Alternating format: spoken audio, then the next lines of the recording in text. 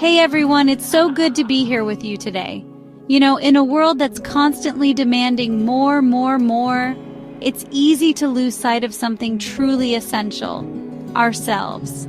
We hustle, we strive, we push ourselves to the limit, and somewhere along the way, we forget to nurture our own hearts and souls. That's why I wanted to talk to you about self-love. It's not a luxury, it's not selfish, it's an absolute necessity. It's about recognizing our worth, embracing our imperfections, and showing up for ourselves with the same compassion and kindness we offer others.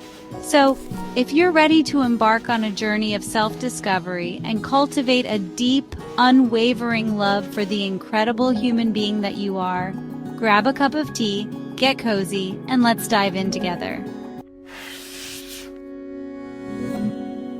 For years I struggled with the idea of positive affirmations. They felt strange, awkward, even a little inauthentic. But here's the thing I've learned. Our brains are wired to believe what we tell them repeatedly. If we constantly criticize ourselves, focus on our shortcomings, and dwell in negativity, guess what? Our brains start to believe that narrative. But the beautiful thing is, the opposite is also true. When we intentionally feed our minds with positive affirmations, with I am statements that speak to our worthiness, our strength, our resilience, something incredible happens. We start to rewire those neural pathways. It's not about denying the hard stuff, the struggles, the imperfections. It's about choosing to focus on the good, the strong, the beautiful parts of ourselves as well. It's about shifting our internal dialogue from one of self-criticism to one of self-compassion. So, how do we start? It can be as simple as looking in the mirror every morning and saying, I am worthy, I am capable, I am enough. And truly believing it, even if it feels uncomfortable at first.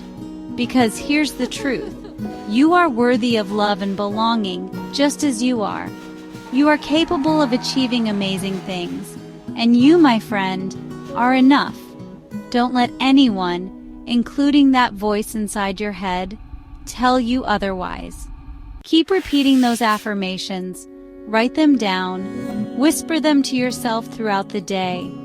It may feel strange at first, but I promise you, with time and consistency, you'll start to believe the truth about your own incredible worth. Let's talk about boundaries, something that was incredibly difficult for me for a long time. For years, I was a people pleaser, terrified of disappointing others, of saying no, of setting limits. But what I learned the hard way is that not setting boundaries is actually a form of self-disrespect. Think about it. When we constantly overextend ourselves, say yes to things we don't have the energy for, or allow others to treat us in ways that diminish our worth, we're essentially saying, my needs don't matter as much as yours. Setting boundaries is about recognizing our own inherent value, our right to be treated with respect, and our need for self-preservation. It's about saying, I love you, but I also love myself enough to protect my energy, my time, and my well-being. Now, setting boundaries can be tough, especially if you're used to putting everyone else's needs before your own. It might feel uncomfortable, even selfish at first, but I promise you, it's an act of self-love, and it's essential for living a more authentic, fulfilling life. Start small. If someone asks you to do something you don't have the bandwidth for, practice saying, thank you so much for thinking of me, but I'm not able to take that on right now. You don't need to over-explain or apologize. Your time and energy are precious, and it's okay to protect them. Remember, setting boundaries is not about shutting people out. It's about creating healthy, sustainable relationships where everyone's needs are respected. It's about honoring yourself and your own well-being. Okay, let's talk about self-care. And no, I'm not talking about bubble baths and face masks, although those can be lovely additions. I'm talking about the daily practices that nourish our minds, bodies, and souls. The things that make us feel grounded, energized, and connected to ourselves. Self-care isn't selfish, it's essential. Think about it. You can't pour from an empty cup. When we're depleted, burnt out, and running on fumes, we don't have anything left to give to others, to our work, or even to ourselves. Self-care is about replenishing our own energy reserves so we can show up in the world as our best, most authentic selves. It's about prioritizing our own well-being so we can live a more joyful, meaningful life. So, what does self-care look like? It's different for everyone. Maybe it's starting your day with a few minutes of meditation or journaling, going for a walk in nature, listening to your favorite music, or curling up with a good book. It could be taking a yoga class, spending time with loved ones, pursuing a hobby, or simply allowing yourself to rest when your body needs it. The key is to find what truly nourishes you, what fills your cup, and make it a non-negotiable part of your routine. Remember, self-care isn't a luxury. It's an investment in your overall well-being.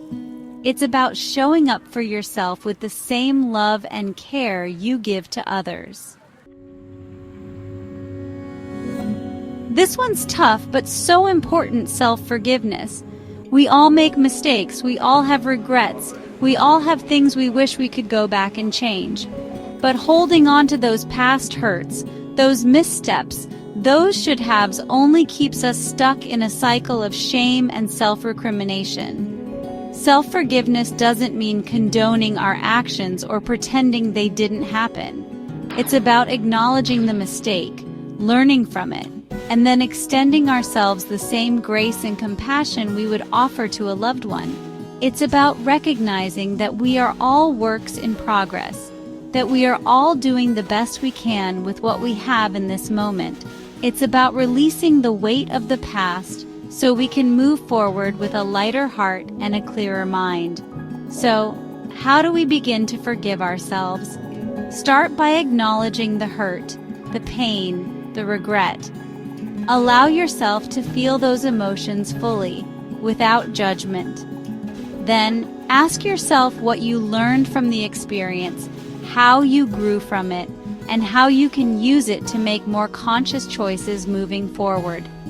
Remember, you are not defined by your mistakes. You are worthy of love and forgiveness, even from yourself.